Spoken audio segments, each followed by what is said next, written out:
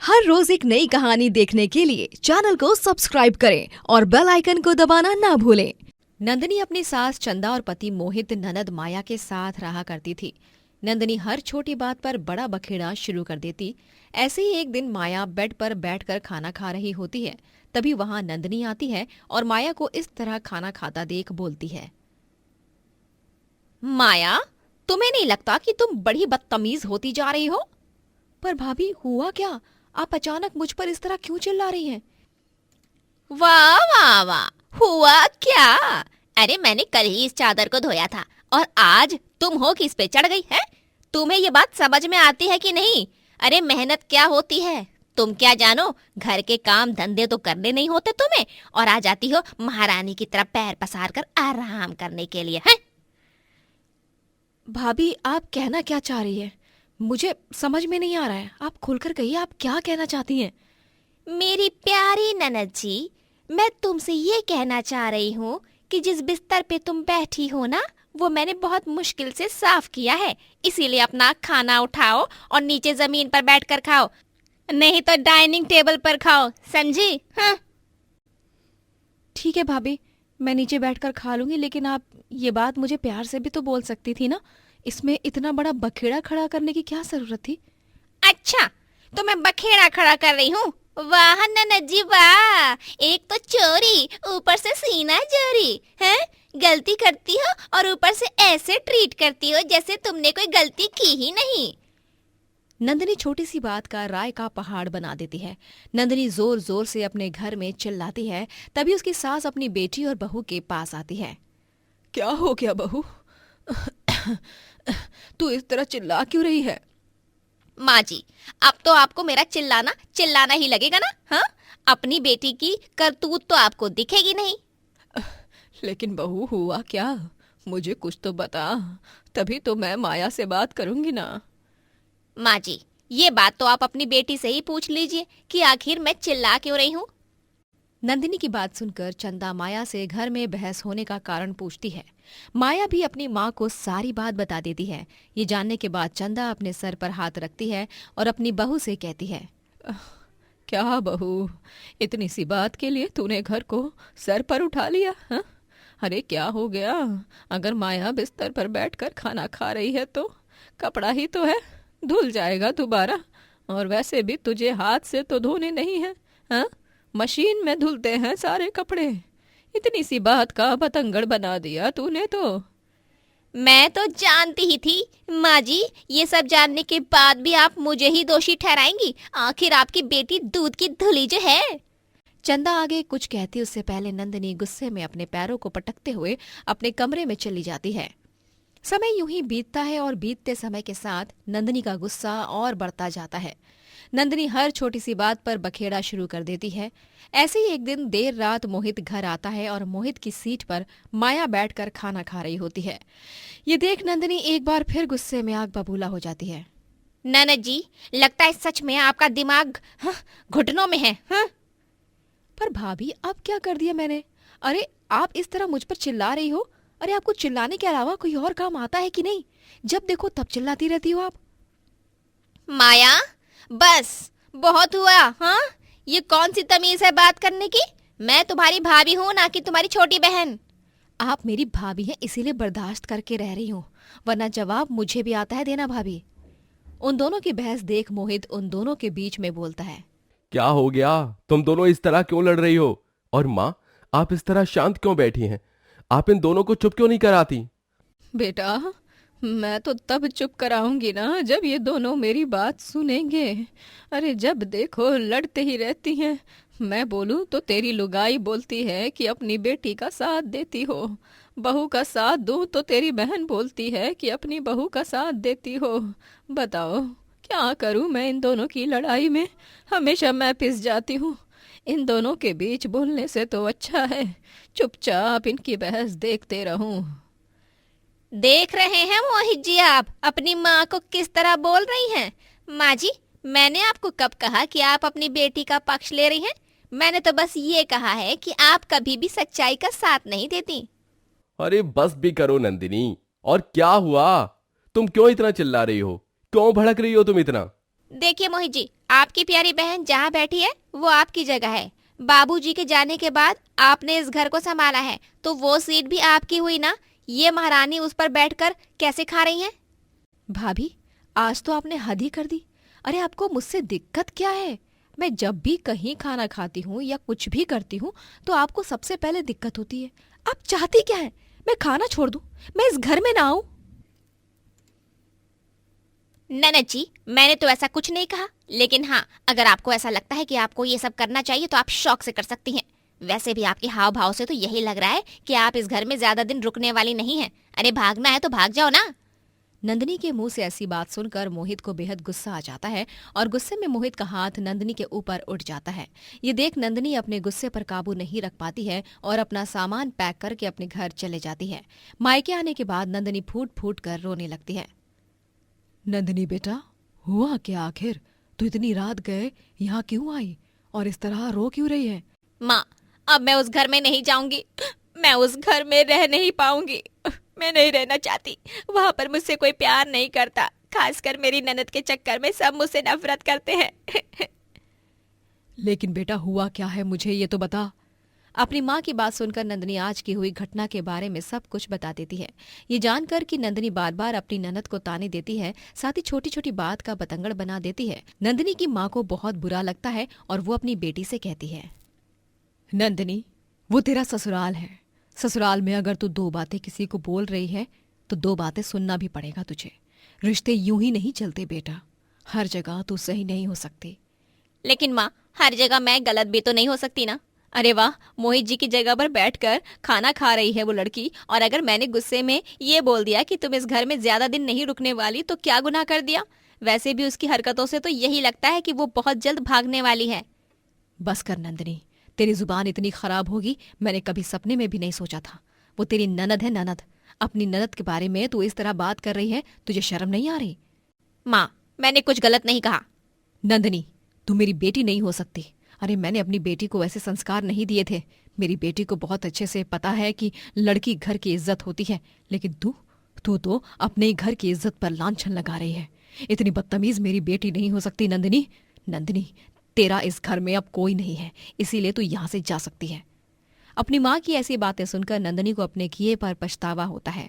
साथ ही उसको ये महसूस होता है कि उसने जाने अनजाने में ही सही पर अपने हाथों से उसने अपने घर को बर्बाद करने की कोशिश की है। नंदिनी उदास और हताश होकर अपने मायका छोड़कर बाहर रोड पर जाती है, पर तभी वहां उसका पति आ जाता है और उसको अपने घर ले जाता है।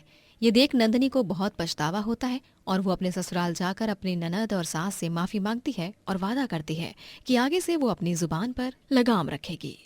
कुलदीप की बीवी त्रिवेणी की कई सालों पहले मृत्यु हो चुकी थी। उसके दोनों बच्चे ईश्वरी और जतिन अब बड़े हो चुके थे, लेकिन वो अपनी बेटी और बेटे में खूब फर्क करता और ईश्वरी के साथ काफी सख्ती के साथ पेश आता। ये देखो पापा, मेरा रिजल्ट, मैं पास हो गया। अरे वाह जतिन बेटा, क्या बात है, मैं बहुत खुश हूँ। बधाई हो जतिन भैया, ये लीजिए आपकी बेसन की बर्फी बनाई है मैंने और साथ में ही समोसा चाट भी बनाया है, आपके पसंदीदा व्यंजन। नहीं नहीं, मुझे नहीं चाहिए तुम जैसी अनपढ़ गवार के हाथ का बना हुआ खाना। जतिन भैया, मैं गवार और अनपढ़ नहीं हूँ, वो तो पापा ने मुझे कभी पढ़ने भेजा ही नहीं, इस वजह से मैं अनपढ़ रह गई। और नहीं तो क्या, तू एक लड़की है, तेरा संसार सिर्फ घर और रसोई तक सीमित है, और तू हाथों में पेन पेपर या किताब नहीं, केवल कढ़ाई कलछी बेलन लेने के लायक है, समझी? हैं? समझ गई तू? चल जा अब और शाम के खाने की तैयारी कर। कुलदीप और जतिन दोनों ईश्वरी का खूब तिरस्कार करते। ईश्वरी बहुत अच्छा खाना बनाती और सभी को उसके हाथ के बने स्वादिष्ट और मजेदार पदार्थ बहुत पसंद आते हैं। एक दिन जब उसके घर पर कुलदीप का दोस्त आता है तभी, अरे वाह कुलदीप, तेरी बेटी के हाथों में तो माँ अन्नपूर्णा का आशीर्वाद है। इतना स्वादिष्ट खाना तो मैंने आज तक नहीं खाया। बहुत खूब ईश्वरी बेटी। धन्यवाद काका। बेटियां अच्छा खाना नहीं बनाएंगी तो फिर क्या करेंगी? थोड़े महीनों बाद जतिन की पढ़ाई पूरी हो जाती है और वो जॉब करने लगता है। जॉब लगने के 2 महीने बाद उसकी शादी नयनतारा नाम की एक लड़की से हो जाती है। नयनतारा काफी लालची किस्म की होती है। वो जतिन को भड़काती है। जतिन, तुम्हें नहीं लगता कि तुम्हें अपनी बहन की शादी भी करा देनी चाहिए? फालतू में हमारे घर पर बोझ बनी बैठी है। बात तो तुम सही कह रही हो। मैं कल ही पापा से इस बारे में बात करता हूँ। जतिन अगले दिन कुलदीप से ईश्वरी की शादी के बारे में बात करता है और तभी हाँ नयनतारा बहू, ईश्वरी की शादी तो करनी ही है। मेरी पहचान में एक रिश्ता है, आप कहो तो बात करवाऊं। बिल्कुल बिल्कुल बहू, तुम जरूर बात करवाओ। नैनतारा एक रिश्ता लाती है और उस लड़के का नाम मनीष होता है। ईश्वरी मनीष से शादी नहीं करना चाहती थी, लेकिन पापा जतिन और नैनतारा के दबाव में आकर वो मनीष से शादी कर लेती है। लेकिन जब वो अपने ससुराल जाती है तभी उसे पता चलता है कि मनीष शराबी है और वो कुछ काम नहीं करता है। अबे ओए बेवकूफ लड़की, चल जल्दी से मुझे खाना बना कर दे और हाँ, मुझे पैसे भी दे। ये तुम क्या कह रहे हो? मैं तुम्हें पैसे कहाँ से लेकर दूं? तुम्हारा दिमाग तो ठिकाने है ना? मुझसे बदतमीजी से बात करेगी? रुक जा तू, तुझे अभी सबक सिखाता हूँ। मनीष ईश्वरी को खूब मारता है और उसे बहुत चोटें आती हैं। आ, आ, आ, मत मारो मुझे, मत मारो मुझे। ये ले और मार खा। बहुत जबान लड़ाती है ना तू। बेचारी ईश्वरी अब रोजाना शराबी मनीष का मार खाती है, लेकिन एक दिन वो थक हार कर वहां से भागती है और पुलिस स्टेशन जाती है और पुलिस ऑफिसर मनीष को घरेलू हिंसा के चलते गिरफ्तार कर लेते हैं। मनीष के जेल में जाने के बाद अब ईश्वरी अपने जीवन की नए सिरे से शुरुआत करती है। वो 2 महीने एक मिल में काम करके पैसे इकट्ठा करती है और फिर अपना एक नया ढाबा खोलती है जिसका नाम ईश्वरी का ढाबा होता है। उसके ढाबे पर खाना खाने के लिए ढेर सारे ग्राहक आने लगते हैं। अरे वाह वाह, ये आलू पूरी तो एकदम बेस्ट बनी है। हाँ ईश्वरी, तुम्हारे हाथ के कढ़ी चावल खाकर तो मजा ही आ गया। और 1 प्लेट कढ़ी चावल दे दो मुझे। ठीक ठीक है भाई साहब, ये लो। ईश्वरी के ढाबे की खूब तरक्की होने लगती है। वहीं नयनतारा को अब अपने ससुर कुलदीप का रहना भी खटकने लगता है और वो अब जतिन को कुलदीप के खिलाफ भी भड़काने लगती है। जतिन, बस बहुत हुआ अब। तुम्हारे पिता यहाँ पर घर पर बैठे मुफ्त की रोटियां तोड़ रहे हैं और बोझ बने बैठे हैं, ठीक तुम्हारी बहन की तरह। मैं कह दे रही हूँ, तुम्हारे पिता को घर के बाहर निकाल दो। लेकिन पापा कहाँ जाएंगे? अरे जहाँ जाना है जाए। तुम्हें क्या लगता है उनके पास क्या पैसे नहीं होंगे? इतने सालों तक मेहनत की है उन्होंने, तो पैसे तो जमा करके ही रखे होंगे ना। हाँ नयनतारा, तुम सही कह रही हो। पापा को घर के बाहर निकालना ही होगा, क्योंकि हमें अपने भविष्य के बारे में भी सोचना है। आगे जाकर खर्चे और बढ़ने वाले हैं। नैनतारा और जतिन दोनों कुलदीप को घर से बाहर निकाल देते हैं। अरे जतिन बेटा, तू मुझे घर के बाहर क्यों निकाल रहा है? मैं कहाँ जाऊंगा बेटा? ऐसा मत कर बेटा। अरे चुप रहो आप, और ज्यादा भोला बनने की जरूरत नहीं है। मैं अच्छी तरह जानता हूं कि आपके पास बहुत सारा पैसा पड़ा हुआ है। अरे ऐसा नहीं है बेटा। बेटा मुझे घर के बाहर मत निकाल मुझे। कुलदीप हाथ जोड़कर जतिन से विनती करता है, लेकिन जतिन और नैनतारा उसे घर के बाहर निकाल ही देते हैं और फिर कुलदीप यहाँ से वहाँ दर दर भटकने लगता है और उसका एक्सीडेंट हो जाता है। तभी उसे ईश्वरी देख लेती है। हाँ पापा।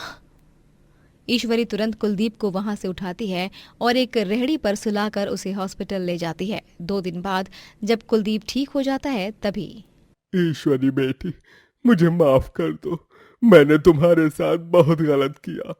तुम्हें हमेशा हर तरफ से दुख पहुंचाया है मैं बहुत बुरा पिता हूँ, जिसके लिए मैंने इतना सब कुछ किया। आखिर में उसी बेटे ने मुझे घर से बाहर निकाल दिया।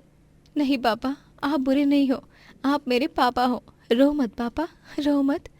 ईश्वरी अपने पापा के गले लगती है और अब कुलदीप को अपने घर पर रखकर वो उसकी देख रेख करने लगती है। वहीं जब ये सब नैनतारा और जतिन को पता चलता है तब वो दोनों ईश्वरी की तरक्की देख खूब जलते हैं। उस ईश्वरी की तो ऐसी की तैसी, हाँ? पापा को संभाल कर बहुत महान बन रही है अभी। जतिन, ईश्वरी ने इतने महीनों में काम करके ढेर सारे पैसे कमा लिए होंगे। हम अब उसके पैसों को ही चुराएंगे और उसके ढाबे को भी तोड़फोड़ करके रख देंगे। हाँ नयनतारा, ये सब करने के बाद ना ईश्वरी के पास पैसे रहेंगे और ना ही ढाबा। जितना उड़ना है उड़ लिया तूने ईश्वरी, अब हमारी बारी। अब हम तेरे पंख काटने आ रहे हैं। नैनतारा और जतिन दोनों रात में ईश्वरी के ढाबे में घुसते हैं और उसके ड्रॉर का ताला तोड़कर उसमें से सारे पैसे चुराते हैं और ढाबे को तोड़ने जा ही रहे होते हैं कि तभी वहां पर कुलदीप आकर जतिन को बैम्बू से मारता है और वहां पर ईश्वरी और पुलिस पहुंच जाते हैं। ये ले कमीने, तू इतना नालायक निकलेगा ये मैंने कभी सोचा ही नहीं था। आप इतना नीचे गिर जाओगे ये मैंने कभी नहीं सोचा था भैया। इंस्पेक्टर साहब, गिरफ्तार कर लीजिए इन्हें। ईश्वरी, पापा माफ कर दीजिए, मुझे माफ कर दीजिए, मैं ये गलती फिर नहीं दोहराऊंगा। हाँ पापा जी, हम फिर कभी ऐसा नहीं करेंगे, माफ कर दीजिए हमें। लेकिन ईश्वरी और कुलदीप दोनों जतिन और नैनतारा को माफ नहीं करते और उन्हें जेल में कैद किया जाता है और ईश्वरी अपने ढाबे को चलाकर जीवन में खूब आगे जाती है और कुलदीप हर कदम पर उसका साथ देता है। दोस्तों, अगर आपको ये कहानी पसंद आई तो लाइक करें, शेयर करें और कमेंट करके बताएं कि कहानी में आपको सबसे अच्छा क्या लगा।